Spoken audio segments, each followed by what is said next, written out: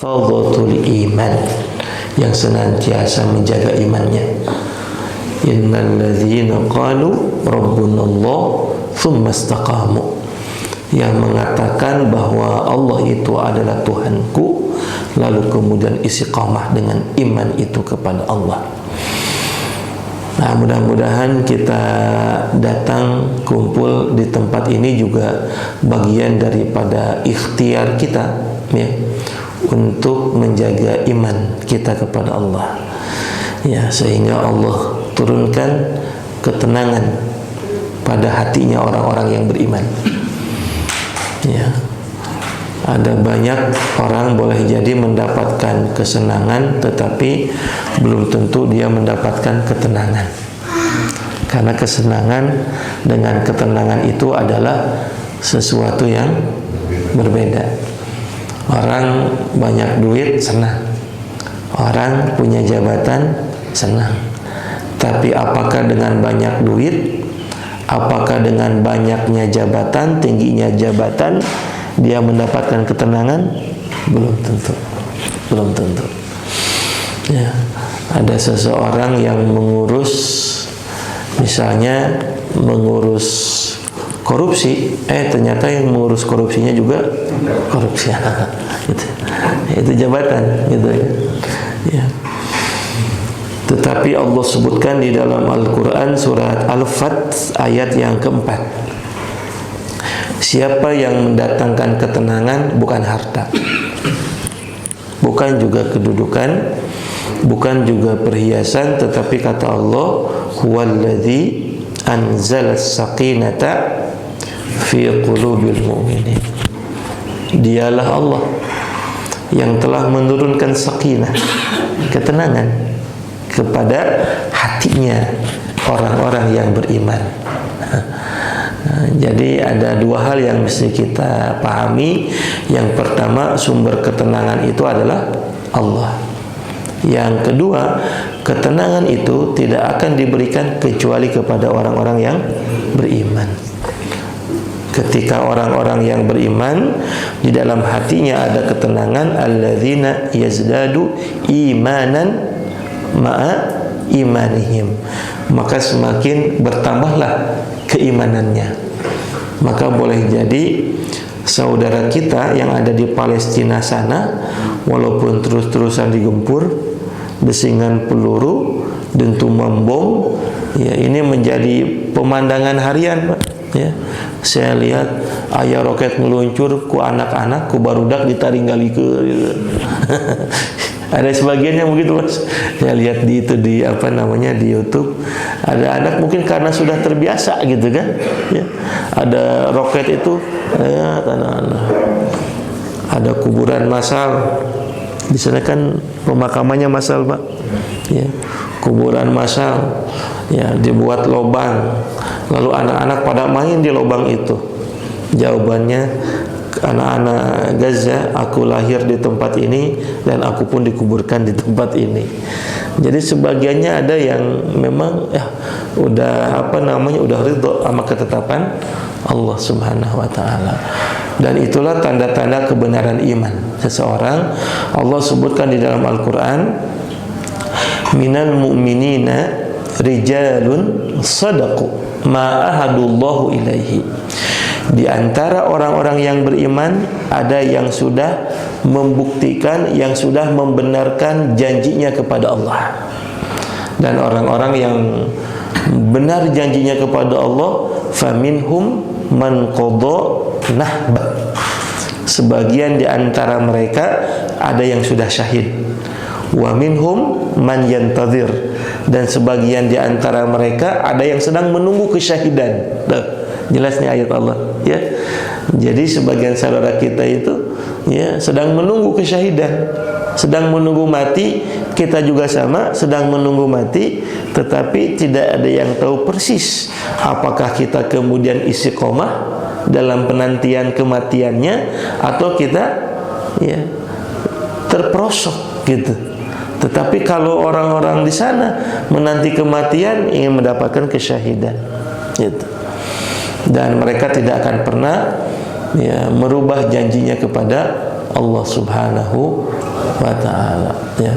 Makanya ya walaupun dalam kondisi yang seperti itu memang secara umum menakutkan, tetapi ya sebagian kaum beriman di sana memberikan pelajaran kepada kita tentang makna iman, keteguhan imannya kepada Allah Subhanahu wa ta'ala, bahkan dari anak-anak kecil, Pak. Ya. Kemarin ketika saya lihat video, ya, karena memang sekarang banyak banyak bersiluweran berita ataupun video, tapi mesti hati-hati, Pak, ya, karena ini sekarang sedang perang opini publik. Ada seorang relawan itu ketika datang ke satu camp pengungsian, dia membawa makanan berkarung-karung dan mainan anak-anak. Lalu ketika memberikan makanan itu, ada seorang anak kecil, ya, mengatakan, "Paman, kami ini bukan hanya butuh makanan, kami ini bukan hanya butuh mainan, tapi kami butuh Al-Quran." Masya Allah. Itu sampai relawan kita, relawan Indonesia sampai nangis tuh. Dalam kondisi yang seperti itu, ya, bagaimana keteguhan imannya, ya, orang-orang Gaza, bahkan anak-anak kecil sekalipun. Masya Allah. Maka relawan kita ini mengatakan, "Nak, nanti besok-besok kalau paman kesini, ya, mudah-mudahan bisa dibawakan Al-Quran." Ternyata Bapak Ibu sekalian, mencari Al-Quran di kota yang hancur lebur, Gaza, ya, toko-toko juga hancur gitu, susah, Pak. Beda dengan kita mencari Quran di sini, ya, sebab pesan berapa ke Ustaz Farhan, 100, 200 biji, gampang, ya, pengadaannya. Di sana bagaimana mau mencari Al-Quran? Toko-toko, pusat-pusat kota banyak yang hancur.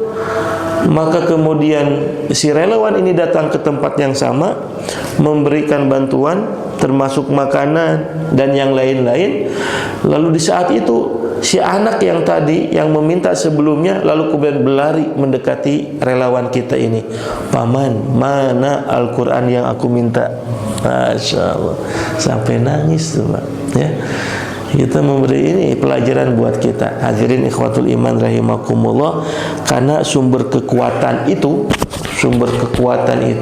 ya, bukan dari dunia, bukan dari harta, tapi sumber kekuatan itu adalah Allah Subhanahu wa ta'ala, ya. Maka mudah-mudahan, ya, kita juga bisa menjaga iman itu, karena ini bekal buat kita bukan hanya di dunia, tetapi bekal yang paling utamanya nanti ketika kita mau menghadap kepada Allah Subhanahu wa ta'ala. Hadirin ikhwatul iman rahimakumullah, pada kesempatan ini saya ingin tadabbur satu ayat saja di dalam Al-Quran, Quran surat Luqman ayat yang ke-33, ya. Allah Subhanahu wa ta'ala berfirman di ayat ini, "Ya ayyuhan nasu taqu rabbakum." Wahai orang-orang yang beriman, wahai manusia, bukan orang-orang yang beriman, mohon maaf. Ya ayyuhan nas, wahai manusia, ya. Kalau dipanggil manusia, ya, berarti kita termasuk di dalamnya, ya. Ya ayyuhan nas ittaqu rabbakum, hendaklah kalian bertakwa kepada Tuhan kalian. Fatazawwadu fa inna khairidz zadi taqwa, karena bekal yang paling baik itu adalah bekal takwa. Saya pernah menjelaskan definisi takwa menurut salah seorang ulama, Imam Hasan Al-Basri. Masih ingat nggak, Pak? Atau masih lupa? Kata Imam Hasan Al-Basri, orang yang bertakwa itu meliputi 4 hal, ya. Yang pertama, al-khawfu minal jalil. Orang yang bertakwa adalah orang yang takutnya kepada Allah, bukan kepada makhluk, ya. Kenapa? Karena memang Allah turunkan fitrah kepada kita, rasa takut, ya, kepada makhluk, itu fitrah. Kita takut kepada ular, itu fitrah. Ya. Makanya kita menjauh, Pak. Ya. Takut kepada harimau. Ya. Takut nggak, Pak? Oh, takut. Nggak ada yang berani. Oh, ayo majulah, lawan saya. Nggak mungkin. Ayah lompat. Itu fitrah. Tetapi kalau takutnya orang yang bertakwa, itu takutnya kepada Allah Subhanahu wa Ta'ala. Itu kata Imam Hasan Al-Basri. Yang kedua, orang yang bertakwa itu adalah al-a'malu bit-tanzil. Dia senantiasa mengamalkan apa-apa yang telah Allah turunkan. Ya. Jadi harus ada aspek amalnya. Yang ketiga, al-qana'atu minal qalil. Qanaah dengan yang sedikit. Artinya mensyukuri, ya, apa pemberian Allah Subhanahu wa Ta'ala, ya. Dan yang terakhir, ya, al-isti'dad fi yaumir rahil. Orang yang bertakwa itu punya kepekaan, ya, untuk senantiasa menyiapkan bekal setelah hari akhiratnya. Nah, ini ada hubungannya, hadirin ikhwatul iman rahimakumullah, dengan ayat ini. Allah Subhanahu wa Ta'ala mengatakan, wahai manusia, hendaklah kalian bertakwa kepada Tuhan kalian. Lalu wakhshaw yauman, dan hendaklah kalian harus merasa takut akan satu hari, datangnya satu hari, la yazzi walidun an waladihi, di mana di hari itu seorang bapak tidak mampu, tidak bisa menolong anaknya. Kapan kira-kira hari itu, Pak? Kata para ulama, hari itu, Pak, ada hari kiamat, ada hari akhirat. Ya, kiamat, akhirat. Kiamat itu hari di mana Allah akan menghancurkan bumi ini. Idza zulzilatil ardu zilzalaha. Nanti bumi ini akan diguncangkan. Wa akhrajatil ardu athqalaha. Maka yang ada dalam perut bumi itu akan juga dikeluarkan. Dan begitu Allah sebutkan hari kiamat. Nah, di hari kiamat, hari yang menegangkan itu, ya, maka kita ini masing-masing, ya. Bahkan disebutkan oleh Allah di dalam Al-Quran, saking dahsyatnya hari kiamat itu, Bapak Ibu sekalian, seorang ibu yang sedang menyusui anaknya, maka anaknya dilempar. Dan ini senada dengan ayat Allah, yauma yafirrul mar'u min akhi. Di hari itu manusia akan meninggalkan saudaranya, wa ummihi wa abi, dan kita pun akan meninggalkan ibu bapak kita, wa sahibatihi wa bani, ya, meninggalkan keluarga kita, orang tua meninggalkan anak-anak kita. Kenapa? Likulli imri'in minhum yauma idzin sya'nu yughni. Karena di hari itu yang hanya dipikirkan adalah nasib kita masing-masing. Kapan itu? Di hari kiamat. Kalau di hari akhirat, anak bisa nolong nggak? Bisa. Bisa nolong. Kalau di hari kiamat itu hari yang sangat dahsyat, di mana Allah akan hancurkan bumi ini, maka saat itu yang kepikirkan adalah masing-masing kita. Ya. Termasuk nanti sampai padang mahsyar. Ya, kita mengurusi urusan masing-masing. Tapi insya Allah kalau di akhirat, maka boleh jadi anak kita bisa menolong orang tuanya, selama orang tuanya beriman kepada Allah Subhanahu wa Ta'ala. Ya. Bahkan anak yang masih hidup di dunia, orang tuanya sudah wafat, itu juga masih nyambung.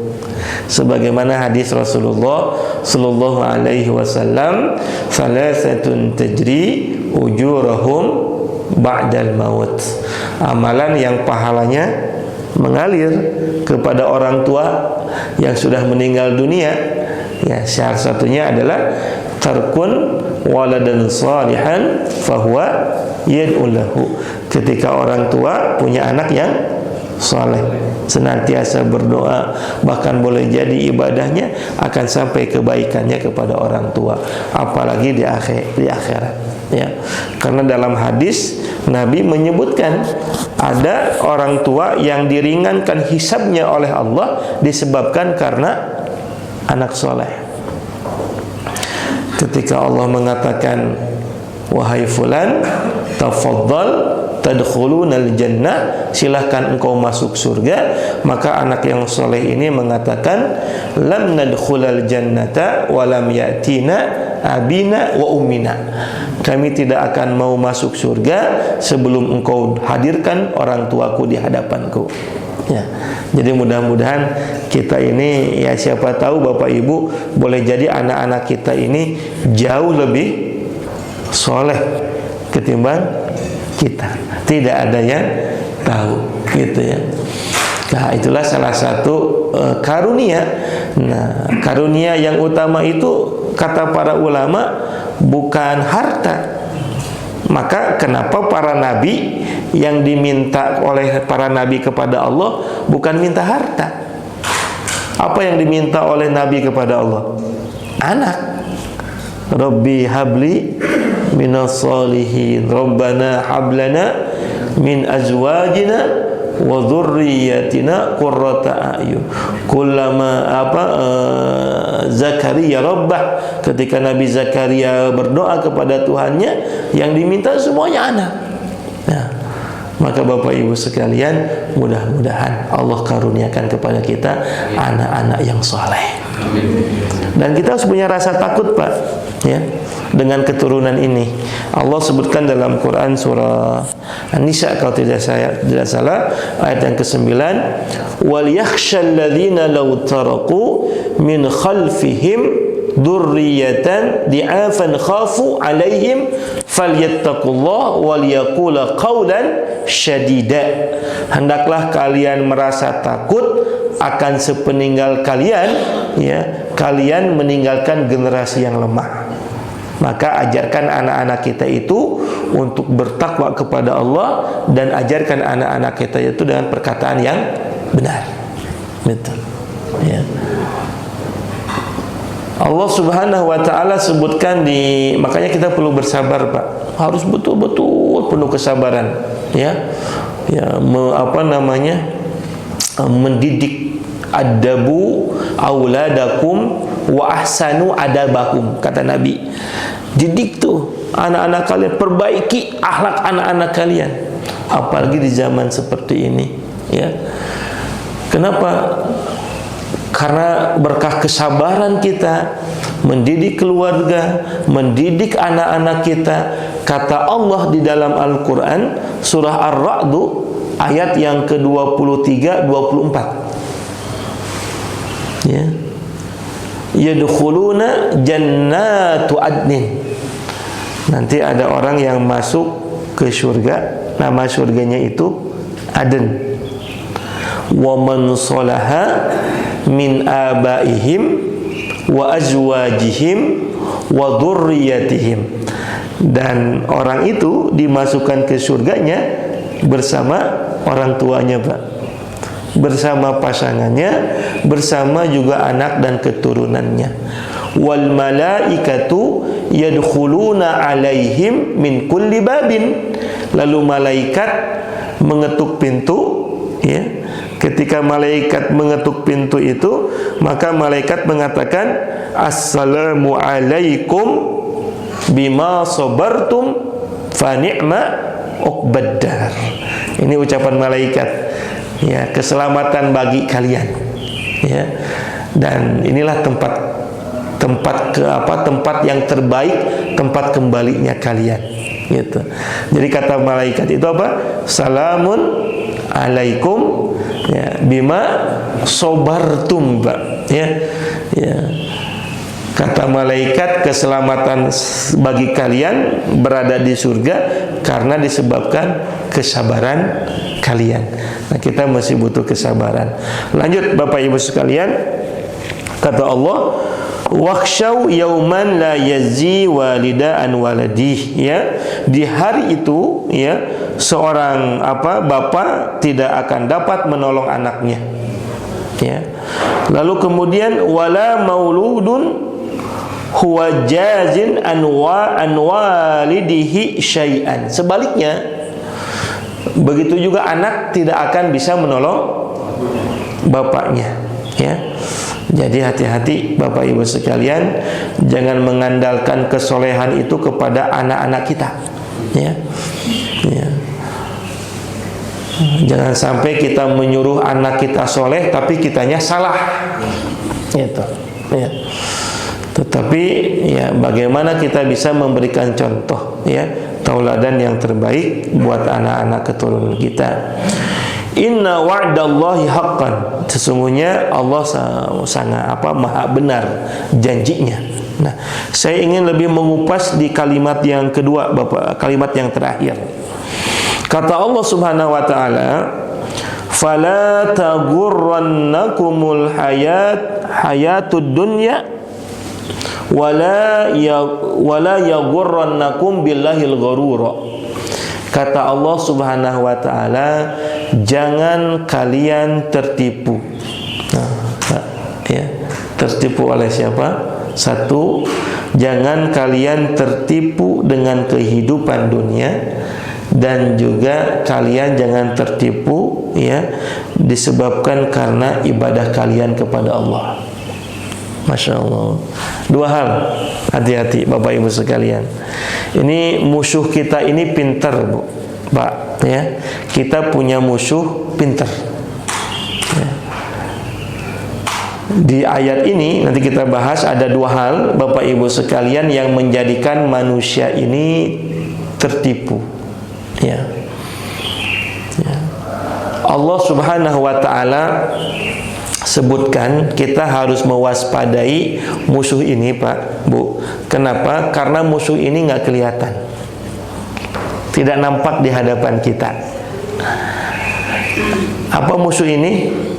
Syaitan, ya.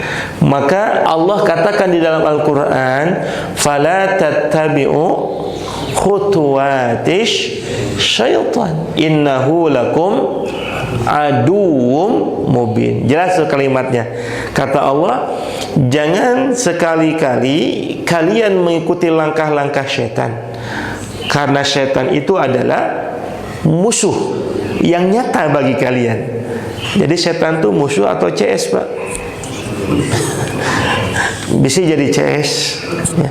Karena dalam hadis Nabi mengatakan, ada ya kalimat Nabi, kam ikhwatuka min ummati, itu ditujukan kepada iblis, ya. Berapa banyak ikhwatuka, ya, ikhwatuka itu saudaramu, ya, temanmu, min ummati, dari umatku. Jadi kalau kita lihat kalimat ini, ternyata ada umatnya Rasulullah yang menjadikan setan iblis itu bukan musuh tapi temannya, ya. Nah, mudah-mudahan bukan jadi partner kita, ya, tapi jadi musuh betul-betul bagi kita. Kalau kita memahami bahwa setan itu musuh, maka hadirin ikhwatul iman rahimakumullah, kita akan punya kesiapsiagaan, ya. Nah, itu bedanya musuh, Pak, yang nampak sama yang tidak nampak. Kalau musuh yang nampak, kelihatan di hadapan mata, maka paling tidak, ya, musuh yang seperti itu, yang tadinya kita penakut, ya, maka akan muncul spirit heroism, semangat kepahlawanan, semangat perlawanan, ya. Walaupun dulunya takut, tapi karena musuhnya katinggali, musuhnya kelihatan di hadapan kita, muncul, Pak, semangat perlawanannya. Bagaimana tidak kita belajar dari para pendahulu kita, para pejuang kita itu dulu senjatanya bambu runcing, Pak, ya. Ketika dia berhadapan dengan musuh, tapi musuhnya katingali, kan, musuhnya kelihatan, musuhnya nampak, maka bisa membangkitkan semangat perlawanan, semangat perjuangan. Itu bedanya ketika musuh itu nampak. Di bulan November itu Bapak Ibu sekalian, ada yang kita ini masih berada di bulan November. Di bulan November itu ada hari yang kita kenal 10 November, Hari Pahlawan, Pak. Ya. Jadi Bapak Ibu saya sekalian, saya membayangkan sekarang aja saudara kita di Gaza itu sudah hampir 11 ribuan, Mbak. 11 ribu yang syahid, ya, atau lebih ya? Hah? Oh, 14 ya. Berarti saya kurang update ya. 14 ribu lebih. Betapa kalau kita lihat di media-media sosial bagaimana mayat-mayat itu ya di jalanan begitu kan, darah itu, Masya Allah. Itu pemandangan harian di Gaza ya. Ini menurut catatan sejarah, tanggal 10 November itu Hari Pahlawan. Kenapa disebut Hari Pahlawan?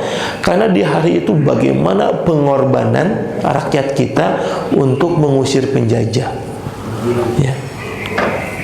Bahkan korban yang meninggal di Hari Pahlawan itu nyampe 20 ribu, Pak. Di satu kota itu, Surabaya. Kan Hari Pahlawan itu terpusatnya di Surabaya, yang dimotori oleh Bung Tomo, dimotori oleh para ulama, Kiai Haji Hashim Asy'ari. Tanggal 10 November 20 ribu coba rakyat kita yang jadi korban meninggal dunia. Kabayang mayat bergelar gimana? Itu baru dari satu kota ya. Ya, tapi memang itulah harga yang harus dibayar untuk mendapatkan sebuah kemerdekaan, Pak ya. Ini baru satu kasus aja, satu peristiwa. Sementara kita itu banyak peristiwa-peristiwa ya, di mana rakyat kita berhadapan dengan penjajah ya. Yang dahsyat katanya ini, Pak, Pangeran Diponegoro. Ya, saya baca artikel, hampir-hampir dulu Pangeran Diponegoro itu karena mengadakan perlawanan terhadap penjajah ya, maka Pangeran Diponegoro itu diklaim sebagai teroris, Pak, pembangkang. Baru mendapat gelar pahlawan itu ya, setelah meninggal dunia berapa tahun baru mendapat gelar pahlawan. Maka kadang sebagian ada framing, Bapak Ibu sekalian, ya contohnya saudara kita yang di Hamas ya. Ada sebagian yang memframing Hamas itu pembangkang, teroris, kan begitu tuh ya. Oleh siapa? Oleh kalangan elit ya. Bahkan kemarin saya lihat, aduh Masya Allah, Yordania pun begitu ya, pemimpin Yordania ya. Ya, bahkan sebagian ya politisi di dunia Arab ya, sebagiannya memframing sebagaimana framingnya orang-orang Israel, bahwa kami itu bukan melawan Palestina, bukan bertempur dengan Palestina, tapi kami bertempur dengan teroris Hamas gitu ya. Ya. Dan dulu juga sama kasusnya seperti itu. Ketika ada sekelompok orang yang mengadakan perlawanan, kadang seringkali diklaim sebagai pemberontak ya. Padahal dia ingin menegakkan, berjuang ya, mati-matian untuk membela negerinya ya. Ya. Karena berjuang membela tanah airnya itu, Masya Allah. Kata Nabi Sallallahu Alaihi Wasallam, wa man kutila ya biduni li'irdihi fahuwa syahidun. Orang yang terbunuh menjaga harga diri bangsanya itu termasuk syahid di jalan Allah Subhanahu wa ta'ala ya. Maka hadirin ikhwatul iman rahimakumullah, ini bedanya ketika kita berhadapan musuhnya kelihatan. Tapi Pak, kalau kita berhadapan dengan musuhnya yang nggak kelihatan, Pak, kita seringkali tertipu. Seolah-olah kita sedang tidak diperangi, seolah-olah kita sedang tidak dimusuhi. Dan musuh yang tidak kelihatan itu apa, Pak? setan. Bapak Ibu sekalian, percaya nggak di sini ada malaikat? Percaya. Di sini ada setan, percaya nggak? Jadi ini antara malaikat sama setan sedang rebutan nih, ya, menggoda kita. Nah, yang menariknya kata para ulama itu, ya, setan itu akan berupaya keras, ya, dalam bahasa Al-Qur'annya, wa ayyatiyannahum min baini aydihim wa min khalfihim wa an aymanihim wa an syama'ilihim. Setan akan berupaya keras menyesatkan manusia itu. Siapa? Salah satunya manusia yang ahli ibadah. Kalau yang bukan ahli ibadah mah Pak, nggak usah digoda. Kata setan, eta mah CS aing gitu. Tapi yang mesti digoda itu yang kita, yang begini nih, ya. Dan Allah sebutkan di dalam ayat ini, hati-hati, ada bentuk dua ketertipuan. Yang pertama kata Allah Subhanahu wa taala, fala taghurrannakumul hayatad dunya. Jangan sekali-kali kalian tertipu dengan kehidupan dunia. Bapak Ibu yang Allah muliakan, ya, ini bukan hanya ditujukan kepada ahli maksiat, tetapi ayat ini juga ditujukan kepada kita. Maka kalimat sebelumnya, ya, kalimat sebelumnya ada kalimat yang Allah memerintahkan kepada kita untuk bertakwa, ya. Maka orang alim, orang ahli ibadah bisa juga tertipu disebabkan karena dunia, ya. Dulu ada Nabi Musa alaihissalam. Nabi Musa itu bersama pengikutnya Bani Israel ketika keluar dari Mesir menuju Palestina, ya, menuju Palestina. Perjalanan menuju Palestina, Nabi Musa alaihissalam bersama pengikutnya itu berhenti di salah satu tempat di mana berhentinya Nabi Musa itu ada tempat namanya Kan'an, di mana di Kan'an itu ada penguasa, juga ada seorang ahli ibadah, ada seorang alim, ada seorang ahli ibadah yang tinggal di tempat yang namanya Kan'an. Penguasa penduduk Kan'an ini tidak rela kalau tempatnya itu dijadikan tempat singgah Nabi Musa alaihissalam dan pengikutnya. Kenapa? Khawatir kalah pamor dengan Nabi Musa. Jadi ini sekarang musim politik kadang begitu, Pak, ya. Ini wilayah kekuasaan saya. Kalau datang yang lain, nggak rela nih kita. Inilah kalau kita dikaitkan dengan sekarang, gambarnya begitulah, ya. Ya, kadang begitu, Pak, ya.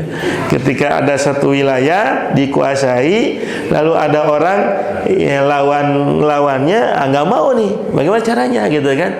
Nah, ini si penguasa lalu kemudian karena tidak mau tempatnya ditinggali oleh Nabi Musa karena khawatir kalah populer, gitu kan? Maka si penguasa ini mendatangi seorang ahli ibadah, seorang alim. Di dalam Al-Quran itu disebutkan tuh, siapa namanya? Bal'am bin Bawra. Dia seorang alim, seorang ahli ibadah. Apa yang disampaikan oleh si penguasa ini? Ya Syekh, bahasa kita sekarang begini, ya, ya Syekh, itu Musa bersama pengikutnya Bani Israel, ya, mereka singgah di negeri kami, Kan'an namanya. Sementara engkau Syekh dikenal, engkau ini ahli ibadah, engkau ini alim. Tolong dong Syekh, doakan agar Tuhanmu menurunkan keburukan kepada Musa dan pengikutnya. Ini alim, Pak, tahu bahwa itu Musa ini seorang nabi, seorang Rasul Allah. Maka kata si Bal'am ini, bagaimana mungkin aku akan berdoa kepada Tuhanku supaya diturunkan keburukan kepada Musa, sementara Musa itu adalah Rasul Allah, kalamullah. Bapak Ibu yang Allah muliakan, ya, awalnya tidak mau, tetapi apa yang terjadi setelah itu? Maka si penguasa ini menawarkan kepada Bal'am, Syekh, doakanlah. Nah ini, Pak, kadang kalau untuk mendapatkan dukungan, ya, penguasa itu datangnya ke ulama kadang, Pak. Ini ada historisnya ya Pak. Ya, ya. Betul Pak. So, ya, jadi untuk ya biar kita ini kalau kita ada referensinya, oh ya betul Bapak Ibu sekalian. Coba urusan capres cawapres aja, wah ditinggal ulama nasaha gitu kan. Ya. Jadi sekarang berebut tim sukses Pak Kiai itu Pak. Ya. Ya. Karena memang sejarahnya begitu. Ya. Yang bisa, yang punya kekuatan, yang punya power spiritual dan power masyarakat, keumatan, pengaruh, salah satunya ulama. Maka wajar penguasa datangnya kepada ulama. Ya. Ya. Karena ulama banyak masalah cobaan. Bentar lagi kita capres, wali kota, wah itu kelilingnya ke ulama. Ya. Kalau nggak ke ulama, baunya ustadz. Makanya ya suka ada yang datang ke saya, ustadz minta dukungannya dari banyak partai. Ya. Kemarin 3 hari ya ada yang datang Nasdem sama saya Pak. Minta dukungannya gitu ya. Nah, ini nikmatul iman ya, mungkin kalau masyarakat bisa ustadz, bisa ulama. Tapi memang sejarahnya begitu. Ya. Nah, akhirnya apa? Ulama tadinya punya pendirian, Pak. Punya akidah yang kuat. Wah, udah enggak lah. Ya kita bela aja gitu kan. Ini Rasul Allah, Nabi Allah gitu kan. Tapi ada penguasa nggak sampai di sana. Ya mengolok ulama itu. Nah, akhirnya gini, udahlah, tolong doakan supaya dukung saya. Nih harta, nih jabatan. Pak ulama gila mun dibere nu kitu mah rada lieur sama. Ada oleng dah. Benar Pak. Ya, jadi yang begitu itu Pak, sekalipun dia ahli thariqah bisa ke gini nih, ya, dengan harta itu, ya.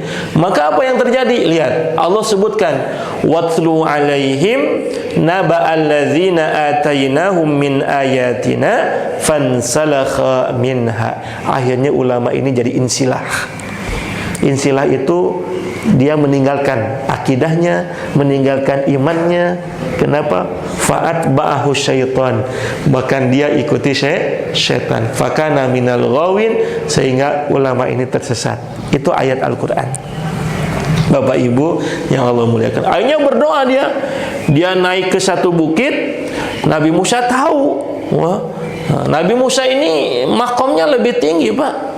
Nabi Allah. Tadi alim, betul, ini Nabi, Rasulullah. Maka Nabi Musa berdoa, ya Rabb, tidakkah orang itu berdoa kecuali doanya balik kepada dirinya. Doanya, ya Allah, timpakan keburukan kepada Musa dan pengikutnya. Dikabulkan doanya Pak, ulama nih.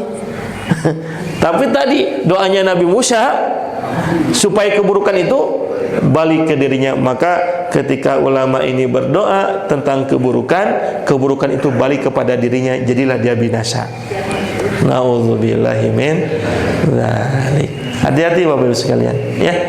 Nah, ini hati-hati yang Allah sebutkan, fala taghurrannakumul hayatad dunya, dengan kehidupan dunia.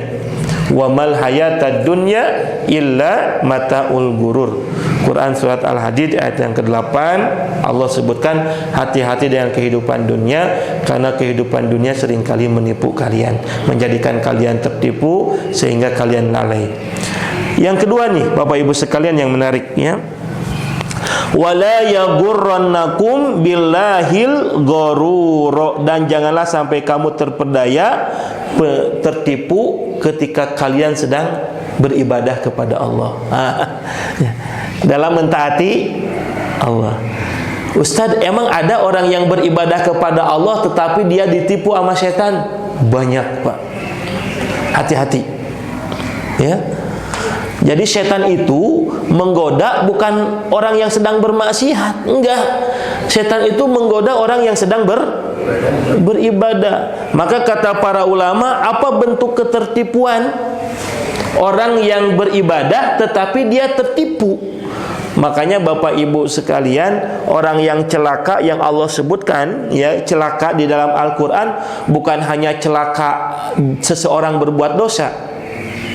Ada Allah sebutkan celaka berbuat dosa, misalnya wailul lil mutaffifin, celakalah bagi orang yang berbuat curang, dosa kan? Tetapi Allah pun menyebutkan di ayat yang lain, fawailul lil musallin, celakalah bagi orang yang ibadah, bukan tuh? Ibadah. Jadi ada orang yang bermaksiat udah jelas celaka, tetapi Allah ingatkan di dalam Al-Quran, hey, ada orang yang ibadah juga celaka, gitu. Maka hadirin ikhwatul iman rahimakumullah, ketika Allah mengatakan wala yaghurrannakum billahil ghurur, hati-hati kalian jangan sampai tertipu atas ibadah kalian.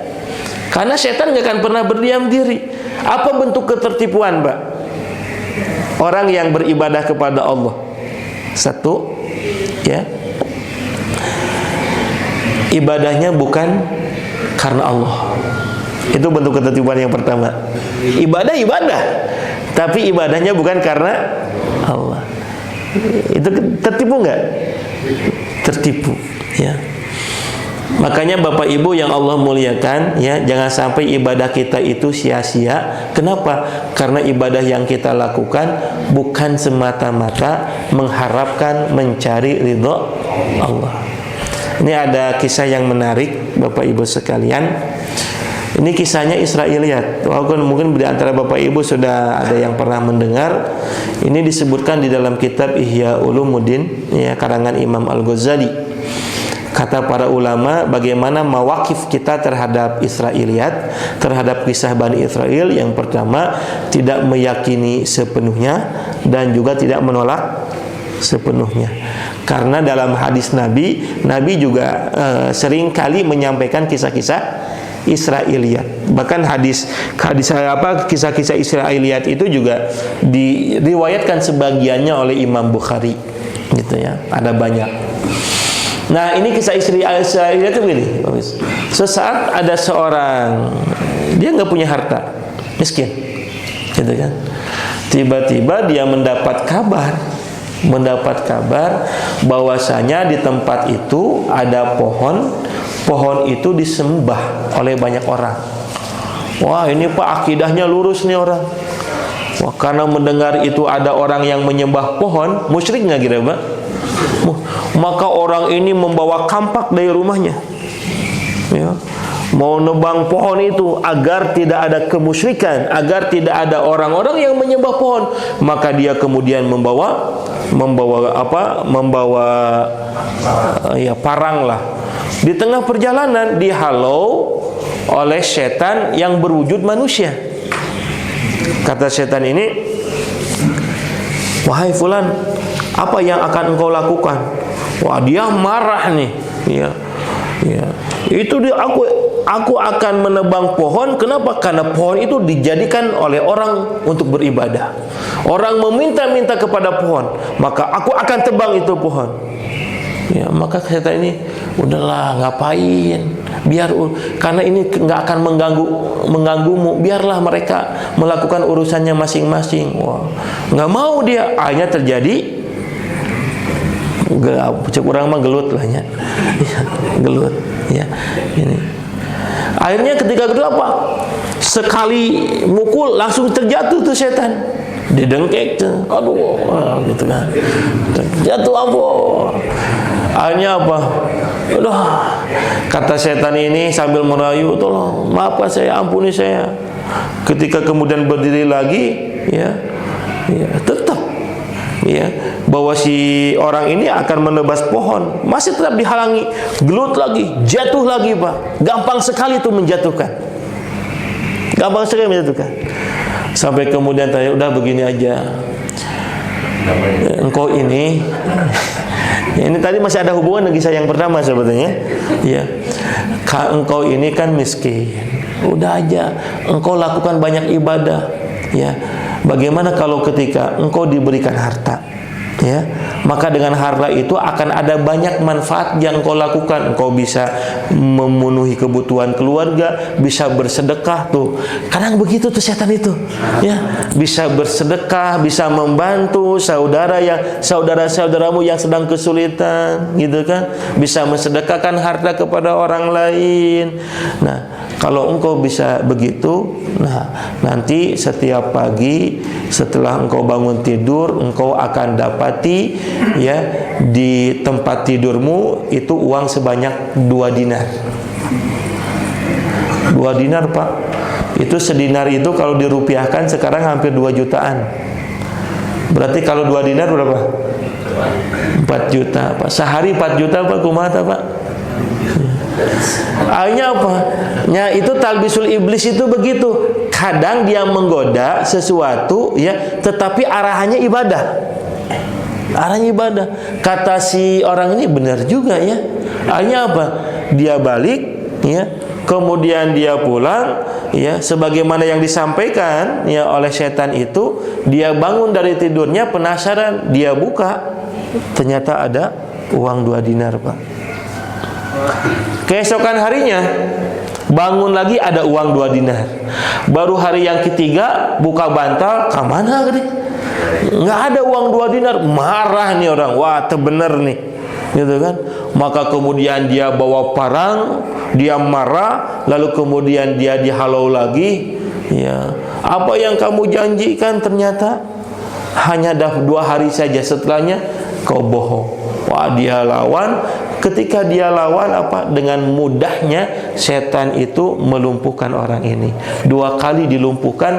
Kata si pemuda, kata orang ini, kenapa dulu aku bisa mengalahkanmu dengan enteng, sekarang kamu bisa mengalahkanku dengan mudah? Jawabannya apa? Dulu kamu datang ke sini marahnya karena Allah. Marahnya karena Allah. Tapi sekarang marahnya karena 2 dinar. Ya, nggak ada 2 dinar. Tuh Bapak Ibu sekalian yang Allah muliakan, hati-hati, ya. Maka ketertipuan orang ahli ibadah itu salah satunya adalah ibadahnya bukan mengharap Allah Subhanahu wa taala. Itu yang pertama. Yang kedua, Bapak Ibu, yang terakhir nih, yang kedua, ketertipuan ahli ibadah apa? Ya, merasa dirinya paling suci. Allah sebutkan di dalam Al-Quran, ya. Ini Allah menyebutkan langsung di dalam Al-Quran, fala tuzakku anfusakum. Kata Allah, jangan sekali-kali menganggap diri kalian itu suci. Ya. Huwa a'lamu bimanit taqa. Tapi dialah Allah yang mengetahui tentang ketakwaan kalian. Sekali lagi Bapak Ibu sekalian, hati-hati, ini ketertipuan ahli ibadah. Dan iblis tergelincir pun karena ini. Imam Al-Ghazali dalam kitabnya menyebutkan iblis itu di langit punya banyak panggilan, Pak. Di langit, ya, panggilan iblis itu ya abid. Saking ahli ibadahnya itu iblis. Ya wali, saking cintanya sama Allah disebut ya wali, ya muqarrabin, yang dekat, ya. Tapi tadi karena sifat ini ketertipuan ahli ibadah itu, ya, ada perasaan dirinya merasa suci. Apalagi kalau sudah dibungkus dengan tariqah. Makanya Imam Ibnu Taimiyah mengatakan, ya, sebagian, enggak semuanya, ya, sebagian kesesatan tariqah para sufi itu merasa dirinya suci. Kan sufi itu, sofi itu suci itu artinya, ya. Kenapa? Karena mereka melakukan satu amalan yang orang banyak tidak bisa melakukannya. Kan begitu, Pak? Sufi itu, ya. Zikir bisa ribuan kali, ya. Kita mah zikir 100 kali gitu. Oya-oyaan gitu kan, ya. Mereka itu sepanjang hari zikir. Nah, makanya bentuk penyimpangan orang-orang tarikah, orang-orang sufi, kata Imam Ibnu Taimiyah, walaupun tidak semuanya, salah satunya apa? Ya, perasaan bahwa dirinya paling suci itu. Kalau sudah merasa paling suci itu, Bapak Ibu sekalian, maka seolah-olah kalam lisan yang keluar darinya itu wahyu. Kalamnya wahyu, gitu kan? Ya. Bisa salah tuh. Bisa kalamnya itu bisa menyimpang atau bisa bertentangan dengan syariat. Ya, ada orang thariqah, ulama thariqah ya, menyebutkan calon presiden tertentu ini Imam Mahdi. Melihat sesuatu itu kasyaf nih, bukan karena fakta di lapangan begitu kan. Ini merasakan wahyu aja, seolah-olah dia sudah dekat dengan Allah, saking sucinya sudah dekat dengan Allah, dia ngomong begitu karena wahyu. Jadi ngomongin Palestina itu dari kasyaf gitu kan. Maka jangan heran kalau ada alim, ulama ya kadang pernyataannya bisa salah, Pak. Ya tadi ya, ada seorang alim hafal ribuan hadis, tetapi karena alim ini ya dibungkus juga dengan tariqah gitu kan, sufi ya, sehingga kadang persepsi kepada umat Islam juga bisa keliru. Jangan bantu saudara-saudara di Palestina, nggak akan nyampe. Semuanya kan teriak tuh, orang yang sudah punya pengalaman di lapangan, kata siapa nggak nyampe begitu kan ya. Hati-hati Bapak Ibu sekalian. Kenapa? Karena seolah-olah merasa ya amaliyah dia, apa yang dia lakukan, sesuatu yang menjadikan makom dia tinggi dengan Allah, sehingga apa lisannya semuanya benar. Nah, sementara Imam Ibnu Malik mengatakan kullu kalamin an yatruk, setiap ucapan itu bisa ditinggalkan, hatta ucapannya kiai, hatta ucapannya ulama ya, illa kalamin Nabi sallallahu alaihi wasallam, kecuali kalam Nabi sallallahu alaihi wasallam ya. Maka hadirin ikhwatul iman rahimakumullah ya, orang kebiasaan menganggap diri suci itu orang Yahudi. Orang Yahudi itu mengklaim ya bahwa dirinya itu paling suci, bangsa pilihan Tuhan. Itu klaimnya orang Yahudi. Sampai-sampai di dalam Al-Quran Allah sebutkan orang Yahudi ini, wa qalu lan yadkhulal jannata illa man kana hudan aw nasara. Kata Allah, mereka mengatakan kamu mah nggak akan masuk surga, yang masuk surga ini kami. Itu orang Yahudi ya. Tapi klaim Pak ya. Maka sekarang juga kenapa Israel ingin menguasai Yerusalem, itu klaim bahwa dirinya paling suci ya. Di samping ada motif politik, di samping ada motif ekonomi ya, tetapi sebagiannya juga mereka mengklaim bahwa tanah Yerusalem itu adalah warisan Tuhan buat bangsa pilihan. Disebutnya bangsa pilihan orang Yahudi itu ya. Tetapi ini hanya klaim. Buktinya apa? Nabinya saja banyak dibunuh sama mereka. Betul nggak? Nabi ini orang suci ya, diutus oleh Allah, tetapi Nabi banyak dibunuh oleh mereka. Allah sebutkan di dalam Al-Quran, innal ladzina yakfuruna bi ayatillah wa yaqtulunan nabiyyin. Orang-orang Yahudi itu mereka mendustakan ayat-ayat Allah, dan mereka juga yang banyak membunuh para nabi-nabi Allah. Terkait dengan ayat ini, Imam Ibnu Qayyim Az-Zawjiyah berkomentar, qatiluna katsirum minan nabiyyin fi yaumin sab'in. Orang Yahudi itu saking banyak membunuh para nabi, sampai-sampai satu hari pernah membunuh nabi sebanyak 70 orang. Itu klaim ya. Jadi nggak boleh kita mengklaim. Dalam konsep Islam itu, al-makanul qudsi, tempat suci, tidak otomatis mensucikan penduduknya. Itu konsep Islam Pak. Islam punya tanah suci nggak? Islam punya tanah suci Pak. Ada tanah suci di Mekah haram, ada tanah suci di Madinah. Apakah tanah suci yang ada di Mekah otomatis mensucikan penduduknya? La. Bahkan boleh jadi yang tinggal di Mekah, tinggal di tanah suci, tapi karakternya bukan ngikut sama Nabi Muhammad, tapi karakternya Abu Jahal, Abu Lahab. Betul nggak Pak? Islam nggak begitu ya. Makanya Masya Allah, kita lihat sedih kadang negeri Arab sekarang ini ya. Sudah liberal, sudah sekuler, bahkan pidatonya pemimpin negeri Saudi ya, sampai siapa namanya Babe Haikal ya. Babe Haikal itu sampai nggak mau nyebut Saudi Arabia katanya. nyebutnya Yahudi Arabia. Nggak apa-apa, aku dicekal untuk umroh juga. Ini Bapak Haikal, gitu kan? Karena memang ya tadi Bapak Ibu sekalian, ya, pidatonya kita akan merubah Eropa, memindahkan Eropa baru. Kita akan memindahkan Eropa ke Arab. Nanti akan ada Eropa baru. Kemarin itu saya lihat tuh di di medsos. Di Saudi, tapi nggak di Mekah, mungkin salah satu di Riyadh. Udah kayak Las Vegas tuh, tempat judi, ratusan meja itu tempat judi, yang main judinya pakai sorban semua, Pak. Semua. Bapak Ibu sekalian, ya, itu jadi kita, ya, udah mulai begitu, ya. Makanya wajar kalau kemudian, ya, ini kalau kasus begini, kalau semua mau turun juga, ya, paling tidak bisa meringankan beban-beban saudara kita, ya. Hadirin ikhwatul iman rahimakumullah, hati-hati ya dengan ketertipuan ibadah kita. Yang pertama bisa salah niat, yang kedua ya orang ahli ibadah itu disesatkan. Kenapa? Karena menganggap dirinya suci, ya. Fala tuzakku anfusakum wa a'lamu bimanittaqa, ya.